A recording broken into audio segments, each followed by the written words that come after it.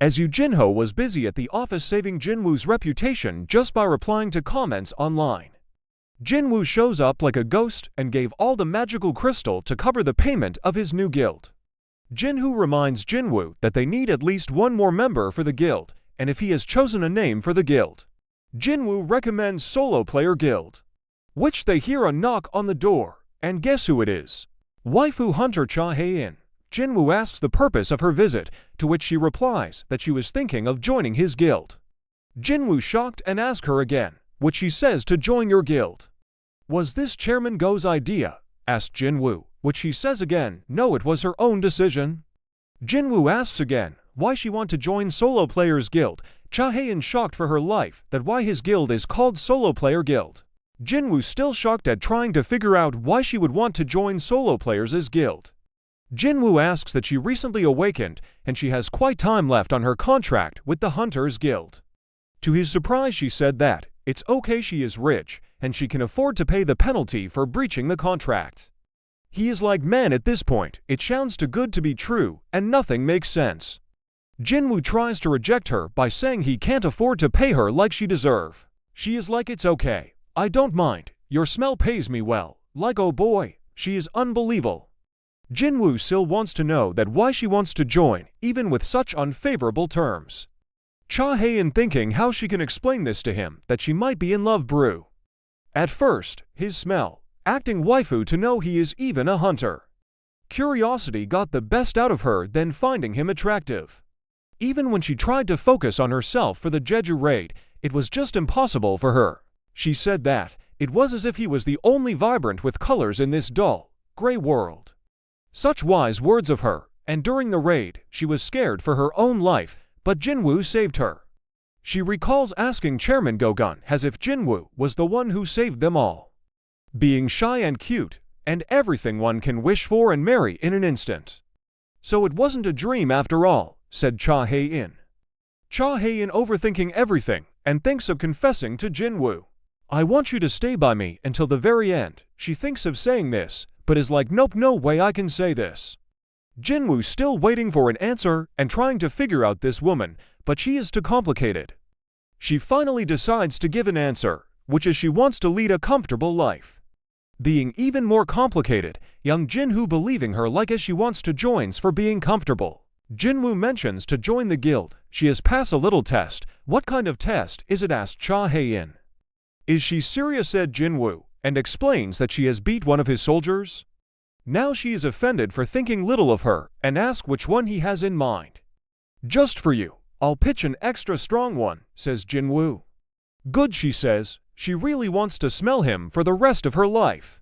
Jinwoo recommends to get over with it now, and thinks to try if shadow exchange is possible with multiple persons. He asks her to come closer to him, for which they can take a shortcut. Jinwoo wraps his hand around her and she freaks out, but at the same time enjoys the smell and feels safer. Shadow exchange. How did you do that? Say waifu Hae-in, and Jinwoo was right about his hunch that shadow exchange works as type of gate that he can teleport even with someone else. It's actually the pool of shadow on the floor that teleports. She says tat she forgot to bring her weapon to Chich. Jinwoo replies, oh, you mean that pickaxe? Hae-in on her way to find a weapon in the gymnasium storage. She shows back with long as sword that I am ready. Jinwoo asks if she is comfortable with that weapon. She replies confidently that it's not like the monsters will go easy just because you forgot your weapon of choice. Jinwoo impressed by her courage and summons Igris. She asks how the winner will be determined. Until you keep going, or until you yield, says Jinwoo. Jinwoo takes Demon Bar on longsword and gives it to Igris for the battle to begin. Igris swings the sword, she dodges and left Jinwoo impressed as she is fast, to be honest. Even Go-gun felt the magical power of their battle in his office. Called and asked for information on what is going on the gym. Founds out they are there and tell his secretary to turn off all cameras and let them have fun.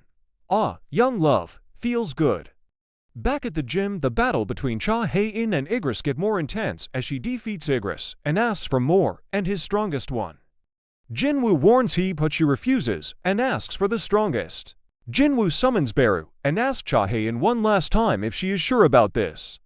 Jinwoo thinks about that monsters becomes weaker once reborn as a shadow. Even so, but Beru was created for the only purpose of hunting the hunters. If Beru goes all out, Cha doesn't stand a chance. Beru asks for instructions, which Jinwoo commands him to defeat her without hurting her.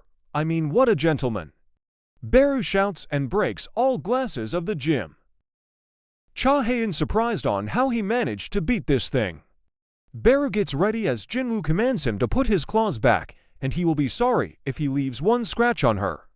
As you wish, says Beru. Cha Hae-in sees an opening, but before anything, Beru show up behind her just like on Jeju Island. Cha Hae-in just like last time, and swings her sword on Beru, which Beru grabs it easily just with his fingers. He has received one command, to defeat the enemy without hurting her. In order to do so, I must drain her of her energy and will to Cha Hae-in keeps attacking Beru, which he dodges without any efforts and leave Cha Hae-in in shocked. Beru scares the shit out of her with a single scream. Jinwoo asked Cha Hae-in if she had enough, but boy, she said she can do this all day. Jinwoo is still shocked by her will of fighting, even with such difference in power. I hope it's worth the reason she is doing this for, says Jinwoo. At the same time, Beru is holding back as his instincts is wearing him off. Beru, pissed off, throws a claw at her. Cha Hae-in dodges and activate her skill, Sword Dance. She keeps attacking Beru, but her sword breaks.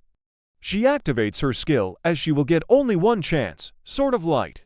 She pierces her sword on Beru's back, and thinking of that, she got him. Jinwoo realized that this is getting far beyond a test, and in that moment, Beru's instincts kicked in to a simple command: crush, kill, and destroy all enemies. Beru sees her as the enemy, which Jinwoo says enough, as Beru throws a serious attack on her. Jinwoo gets in front of him holding his hand, and his feet's on the other hand, saying that I said enough. Beru gets back and asks to have mercy, my king. Jinwoo asks Cha Hae-in why.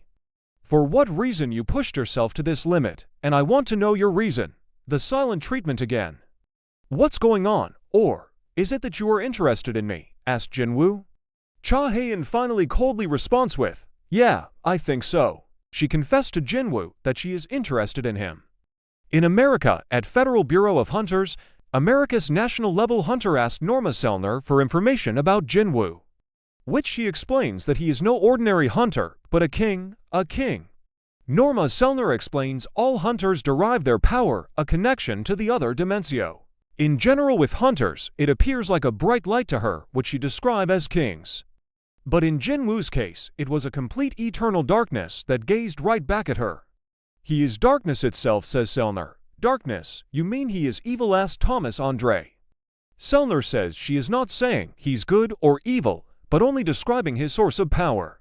Jinwoo's power doesn't come from another dimension or connection, but rather from within himself. You mean he has no limits? Asks the agent. Selner nods and agrees. Thanks her, and is headed to basement floor, B24. Come with me, he tells the agent. Very bad, says if Selner can't help, we'll have to resort to something else. The first ever S-rank gate. Do you remember it? Responsible for raising the entire West Coast. Of course I remember, said the agent. Leaving only 5 survivors in the end after recruiting world's finest hunters. That's when the whole concept of national-level hunters started. The Dragon Kamish, the Immortal Flame. Kamish single-handedly took out dozens of world's toughest hunters, says Thomas Andre. But it left us a small gift in the end. Behold, the rune stone harvested from Kamish's remains. 8 years has passed since the raid on Kamish, and this stone has been sitting here for its new master, since there was no mages among the national-level hunters. How it's time for Great Kamish to bestow a great gift upon this great nation. After Cha Hae-in's confession to Jinwoo, it left him thinking like, is he really that attractive? That a lady like Cha Hae-in is interested in him? Curiosity got the best of him, and he went to ask his sisters like, bro, as if she will be honest and not make fun of you.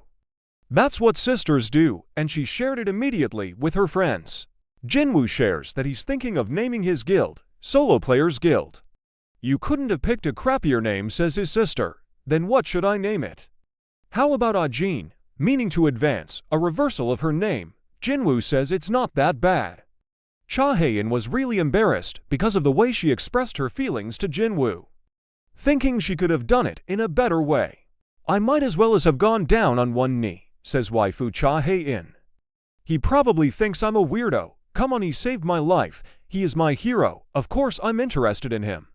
Cha Hae-in totally shocked, and in that moment she recalls seeing Hunter Min.